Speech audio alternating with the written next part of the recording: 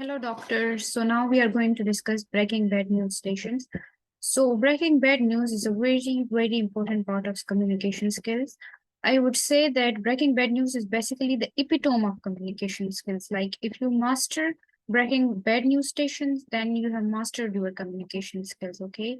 So this is a very frequent type of station in the Blab 2 exams as well. And there they are judging your communication skills. Like a lot in this station depends upon your communication skills. Okay. So let's now dissect the station and go step by step on how to approach the station generally. Okay. So there are basically 5 basic steps that are there in every breaking bad news stations. The first one is introduction and confirming identity. This step is basically the same in all Blab 2 stations. You introduce yourself and you confirm the identity. So breaking bad news stations can be of two types. One is you are delivering the news to the patient himself. Like, for example, a patient might be diagnosed with some sort of cancer and you are going to deliver the news to that patient himself. Or breaking bad news can be delivering the news to one of the relatives. Okay, so the patient might be diagnosed with some terminal illness. The patient might be terminal, and you are going to break this news to his daughter or his son or his wife, for example. Okay, so either in these stations you are talking to the relative or to the patient itself. So if you are talking to the patient himself, then confirming identity is easy. You need to just ask, may I know your name, please? And can I confirm your date of birth? But when you are talking to the relative, no need to confirm date of birth, okay? Just ask, may I know your name, please? And can I confirm how are you related to Mr. Smith? Okay, so the relative might tell you that I'm his daughter, I'm his son, etc. The next question should be, can you please confirm his date of birth for me? Okay, so Mr. Smith's date of birth. Okay, you are only concerned with the patient's date of birth and not all date of relative. All right, some people make this mistake very frequently. That's why I thought that I would tell you. Okay, the next step is paraphrasing. All right, so you have to paraphrase your task. Like in a scenario, they might tell you, they might give you a task that Mr. Smith has been diagnosed with a terminal condition. For example, he has disabling stroke or something, and please discuss this with his daughter or with his son. So you need to paraphrase it. I have been asked to talk to you about Mr. Smith. All right. Never ever in a breaking bad news stations start like, how may I help you? Okay, this is totally wrong. Paraphrase the task. I have been asked to talk to you about Mr. Smith. You need to be super sensitive, super duper sensitive and empathetic in these stations, all right? So the next step after introduction and confirming identity is paraphrasing. I've been asked to talk to you about Mr. Smith, all right? Now, the third part is history with signposting. So you need to do some data gathering here. Okay, so you need to take some history. There are further 3 steps in the history taking as well. We will discuss it one by one. Basically, many of the doctors, or majority of the doctors, they are very good when it comes to history taking in, for example, medicine scenarios. For example, they will take a very good history if patient present with chest pain or headache or shortness of breath. But people tend to ignore that there is a lot of history taking in communication stations as well. People tend to skip the history taking communication scenarios, and that's why the failure rate for communication scenarios is very high, because people skip the history taking part, okay, and they directly jump to discussing the task that is given to them. Okay, they directly jump to the management. So remember this in your mind, that history taking also carries 4 marks in communication stations. All right. So now we need to take history with signposting. Signposting means that you will go like, before we discuss further, can I just ask you a few questions? Okay. You already told the person that I've been asked to talk to you about Mr. Smith. So you told him your agenda, but you need to signpost first that before we discuss further, can I just ask you a few questions? All right. So history taking has 3 parts here. First is checking the understanding of the patient or checking the understanding of the relative, all right, about the condition. Second part is asking about the risk factors of the condition, and third part is social history of the patient. Okay, so 3 parts: checking the understanding, risk factors, and social history of the patient. Checking the understanding means that, for example, if a patient is brought to the hospital and he has suffered disabling stroke. So you need to understand you need to check the understanding of his son before discussing it further. So you need to tell him, can you please walk me through what happened? All right. And then you are going to discuss the risk factors that are there for stroke. And third is asking about the social history. All right. I'm going to discuss this with an example after this, so it will be more clear to you. All right. So after this, the fourth step is prepare and deliver. So in prepare and deliver, you need to prepare the patient first for receiving the bad news, and then you have to actually deliver the bad news to the patient. So you need to, the first step here, there are further 4 steps here. You need to invite the patient, okay, or the relative. So you need to tell him something along the lines of, I have an important update regarding your father's condition. Or you can say, I have an important update about your biopsy result. If the patient has been diagnosed with cancer and you are delivering him the news, so you will say, I have an important update regarding your biopsy result. If you are talking to the son, you can say, I have an important update about your father's condition. Okay. Is it okay if I discuss it with you? All right. Are you on your own today? Would you like to call someone? This step here is very important. Okay. And like you cannot skip this. You need to check the support system. You need to check the support system. You need to ask them, are you on your own? Would you like to call someone? Okay. So you're basically preparing him and giving him an idea that I'm not going to tell you any good news. There's something bad that I'm going to tell you. All right. So after this, the second part is narration. You need to narrate the whole story. Like in medical error, I told you that you need to narrate the whole story before telling him the error. So here also you need to narrate the whole story. Narration basically it kind of dampens the effect, kind of make it easy for the news you are going to tell. All right. So you need to narrate the whole story.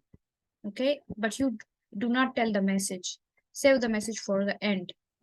Then give a big warning shot. Okay, so unfortunately, I do not have very good news in terms of your biopsy result. Or you can say, unfortunately, I do not have very good news in terms of your father condition. Okay, so this is a big warning shot. And then at the end, deliver your message. So after you're given the warning shot, you deliver your message and like add salt and pepper to it. Say, unfortunately, I'm very sorry to tell you, but we found out that your biopsy result shows cancer. Okay. So after you have delivered the bad news, you need to practice something which is called as golden pause. You need to keep quiet for about 15 to 20 seconds. Okay, maybe 30 seconds. All right. When you are practicing with your friends, please practice this golden pause. This is very, very important because many people, they don't pause and they start rushing to the next step and they do not give proper time for the patient to absorb the news and to come up with the next question. So please practice this golden pause for a while, and then the patient might ask you, okay doctor, what next? All right. So after this, you need to go to the management part. So management in breaking bad news means managing emotions of the patient or the relative, and it also means giving the medical management. All right. So patient or the relatives, first of all, going to show emotions. So you need to say that I can see it has come as a shock to you, and can I get you some water? Can I get you some tea or something like that? Anyways, in exam, they are going to say, no, thank you, doctor. Okay, so after this, you are going towards the medical management. So tell them, would you like to discuss what we are going to do for him now? Okay, just don't jump into the medical management. Ask them this question: would you like to discuss what we are going to do for him now? Because they might not be, like, you have given them a terrible news, and they might not be in the position, they might not be in the in the mental state to discuss the medical management at the moment. So it's always polite to ask them. And anyways, in the exam, they are going to say, yes doctor, I want to know, because they need to know whether you know the medical management or not. So after this, you will start to discuss the medical management. Okay, so basically, just to recap, there are 5 steps in the breaking bad news station. The first is introduction and confirming the identity. The second one is paraphrasing your task. The third one is taking history. Okay, taking history, but with signposting. Okay, and in the history, then there are further three parts. The first part is to check the understanding, previous understanding regarding the condition. Second is to ask about the risk factors for the condition. And the third one is asking about social history. Now, it is very important to ask about the risk factors for the condition because, for example, the patient is diagnosed with stroke. Okay, and you don't ask about risk factors. You kind of forget about asking the risk factors in the history. And then when you tell him deliver him the bad news, and he asks you, doctor, why I'm having this condition, then you don't have any answer because you haven't asked him the risk factors. But if you ask him the risk factor, then you can tell him that because you have these risk factors, that's why this is the cause of you developing this condition. All right. So that was the history taking. Then after the history taking, you have to prepare the patient and deliver the news. So in preparation, you first have to invite. Okay. So I have an important update regarding your CT scan or regarding your biopsy result or regarding your further condition. Would you like to discuss it now? Okay. Then check their support. Are you on your own today? Would you like to call someone? Then after invitation, do the narration. Okay. Tell all the events in chronological order, but do not tell the final news yet. Okay. Before telling the news, you need to give them a big warning shot. And then you have to deliver the news. Then you have to practice the golden pause. And then you need to come to the management part. All right.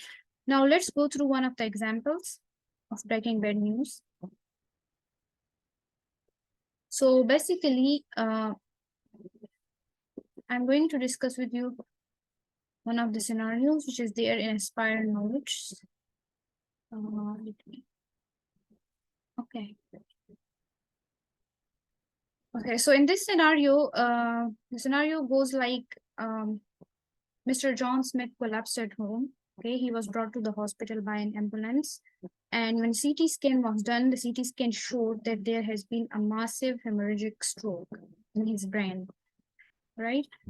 The surgeons have assessed him and they are of the opinion that surgery is not going to be of any benefit and the patient condition is terminal. So you need to discuss it with his son, okay? So the first step is confirming the identity. You're going to introduce yourself. Hello, I'm Dr. Aisha, one of the doctors in the department. Can I confirm your name, please? All right, then you are going to ask, may I ask how are you related to Mr. Smith? And then, can you please confirm his date of birth for me? So that was your confirming identity part. Then you are going to paraphrase your task. So you are going to tell him, I understand that your father collapsed at home and he was brought to the hospital by an ambulance. So I've been asked to talk to you about your father's health. Okay. This was the paraphrasing part. All right. Then you need to take history with signposting. Okay. So you're going to say, before we discuss your father's condition, can you please walk me to the event of your father's collapse? Okay. Or you can say, can you please walk me through what happened today? So basically his father collapsed and that was an event. So you're going to ask an event type history. What happened before the collapse? Was he ill recently? Okay, how was his general health? What happened during the collapse? Did he hit his head? Did he hurt himself during the collapse? What happened after the collapse? Okay, did he wake up at all? All right. So before, during, and after. What happened before the collapse? What happened during the collapse? What happened after the collapse? Then risk factors. So here we know that we have been told in the task that he has suffered a major bleed in the brain. Okay, so you are going to ask in the risk factors for intracerebral bleed. So was he on any blood thinning medication? Was he diagnosed with any bleeding problem? Was he diagnosed with any kidney problems? Was he diagnosed with any high blood pressure problems? Was he diagnosed with any other medical condition at all? Okay, so the risk factors. Then social history. So there are basically 4 questions in the social history that you need to ask. So you need to ask who is in the family. Okay, are you the next of kin? Does he have any advanced directive? Okay, advanced directive means that the patient have some advanced decisions about their treatment. So you need to ask them, does he have any advanced directive? Anyone has the lasting power of attorney, because the patient, the patient is unconscious. So you need to ask about anyone has a lasting power of attorney, because the one who has the lasting power of attorney usually make decision on the behalf of the patient when the patient lacks capacity. So these are the 4 questions that you need to ask. Okay, this question, are you the next of kin? If you are talking to the wife or the husband of the patient, then no need to ask, are you the next of kin? Because the spouse, we already imagine that we already presume that they are the next of kin. But if you are talking to any other person, including his kids, you need to ask, are you the next of kin? Right. Then you need to prepare and deliver. So the first step in preparing and delivering is invitation. Okay. So I have an important update about your father condition. Would you like to discuss it now? Are you on your own? Would you like to call someone? Okay, these questions you need to ask. Then you are going to narrate the whole story. So, as you know that your father collapsed today and he was brought by an ambulance, we assist him when he was brought here. We assist his condition and we also did a CT scan for him. Okay, so you narrated the whole story, but you have not delivered your final message. You just have narrated the story. Okay, so before telling the news, give a warning shot. Unfortunately, I do not have a very good news in terms of your father CT scan result. Okay. And then tell him, unfortunately, I'm very sorry to tell you he has suffered a major bleed in the brain. Okay, now your voice should be a bit low and your tone should be sympathetic, and please never forget to say unfortunately. Okay, unfortunately, I'm very sorry to tell you. All right, then after that, you need to give a golden pause. The simulator might look at the floor and he might, hold his head, something like that. You need to give the golden pause to allow him to digest the news. The same time, after some time, you can ask him, I can see that it has come as a shock to you. Can I get you a glass of water? All right. So that is basically acknowledging emotion and giving an empathetic response. After that, you need to discuss the medical management. So you need to ask, would you like to discuss what we are going to do for your father now? Okay, so as you have been told in the task that surgeon has classified his condition as terminal, and they are of the opinion the surgery is not going to be of any help. So you need to tell him that, we assist Mr. Smith condition, and surgeons are of the opinion that his condition is terminal, which means that unfortunately he's not going to recover. Okay, so what we are going to do for him now is to make him comfortable, right? We are going to give him fluids through his vein, and we are going to give him medications if he is in pain, right? So this is something which is called as palliative care. We are going to make sure that his dignity is protected and his quality of life is better. All right. No need to tell him right away that you are not going to do any surgery for him. Okay. Just tell him what you are going to do. Don't tell him what you are not going to do. Okay. Tell him that we are going to give him supportive care. We are going to maintain his dignity. We are going to make sure that his hygiene is maintained, that he is pain free, to give him oxygen if he requires it, to give him pain relief medication if required. Okay. Then if the patient, if the relative, if the son asks you that why are you not going to do surgery, then tell him that the surgeons are of the opinion that surgery is not going to be of any help, and even if we perform surgery, his quality, and he survives it, his quality of life is even going to be poor, and I'm sure you don't want that for your father. Okay, so you're going to manage it like this, right? If at any point he asks you, is my father going to die? Okay, so you need to tell him that unfortunately he's going to die. Okay, no need to give false hope. Just say that unfortunately he's going to die. If he asks when he's going to die, then tell him that we are not sure. We cannot tell that at the moment. It can be hours, it can be days, but we do know that his condition is terminal at the moment. All right. So after this, he might throw any he can throw any concern at you.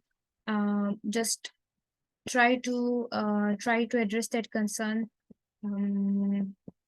You just try your best to address it, and you will be good to go. Just try to practice the journal approach to gestation, and practicing the crucial things like practicing the pause, adding words like unfortunately, I'm sorry to tell you, okay, maintaining your tone in that sympathetic manner.